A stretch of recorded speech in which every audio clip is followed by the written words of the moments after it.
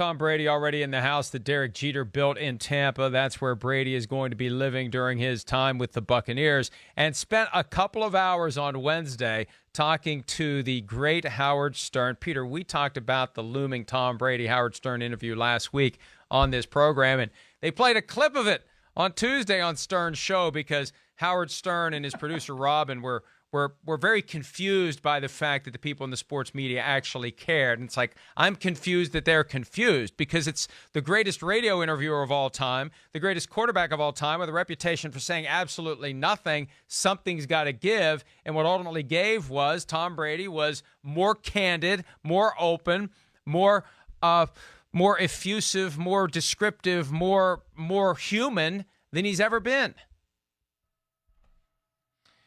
There's two takeaways I have from that. I've never heard Tom Brady talk publicly about his relationship with his wife. That was revelatory. The other part of it that I thought was interesting is that, because this is just my opinion, Mike, okay? Thought it was interesting to see him come to the defense of Bill Belichick. And, so many people in and around Boston, in the media, in the national media, everything, have basically said that, there was a major problem between Belichick and Brady. And Mike, as I wrote at the time, okay, this was not Belichick's fault. This was not Brady's fault. This was life, okay? If you've done the same thing for 2 decades and you want to do something different, it doesn't mean you hate the guy who's your boss. It means that maybe you don't love the guy, but you truly appreciate what he's meant to you in your career, and now you want to do something different and have a different boss. That's what this means. I will always believe that Tom Brady, the day that he steps on the on the stage in Canton, Ohio in 2028 or whenever it is that he goes into the Hall of Fame, that he will hug Bill Belichick for 15 seconds and he'll mean it. So those are the two things that really interested me, and I thought was very enlightening about his time with Howard Stern. I was very, very taken aback by his willingness to talk publicly about the letter that his wife gave him outlining why she's unhappy with the relationship, and that's why he stopped being as involved in the OTAs. And look, from her perspective, when she marries the guy, she's not thinking he's going to play football until he's 45.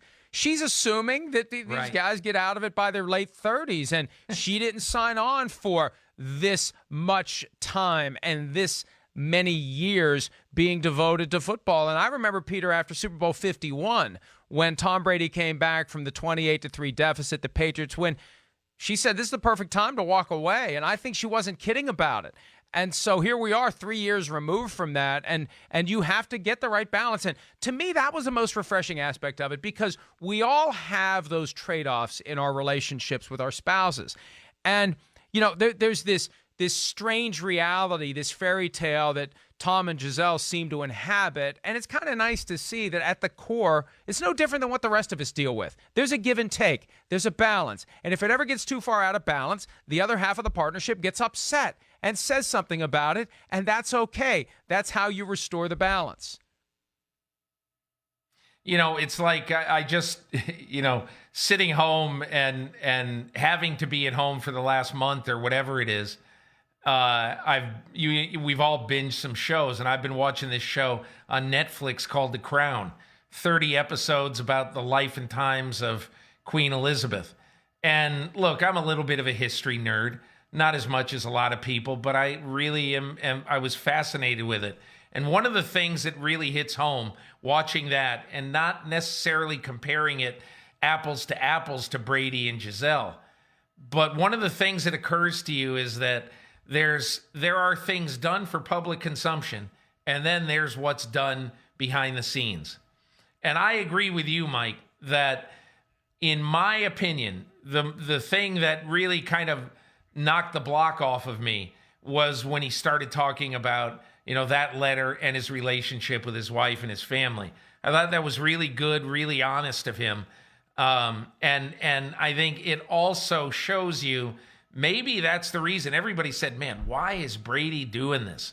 Why is he doing this? I mean, he does have a high-powered publicist who I'm sure had something to do with it.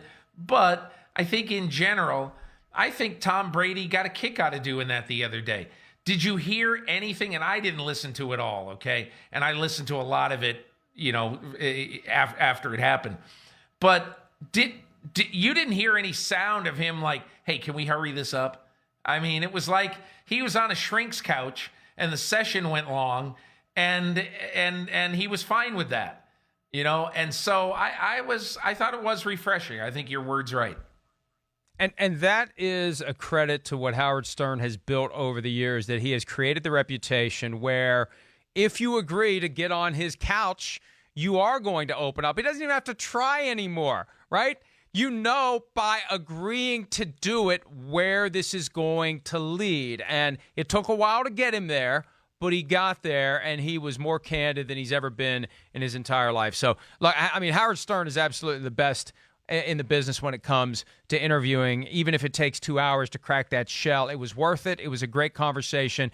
And I don't know what more Tom Brady can ever say now. I think he said it all. I think if he never says another word, I'd be fine with it. Right, we've got more words to say. Go ahead. Let me just say one last thing. The one thing he can talk a lot about is Tampa Bay. It almost seems like it was like he was forcing Bruce Arians' name into that conversation. I mean, it was all about kind of the past and all that. So there's a lot of the future, I think, that's still to be written with him. Hi, I'm Mike Tirico, and thanks for watching. Make sure to hit subscribe for the latest news and highlights from NBC Sports.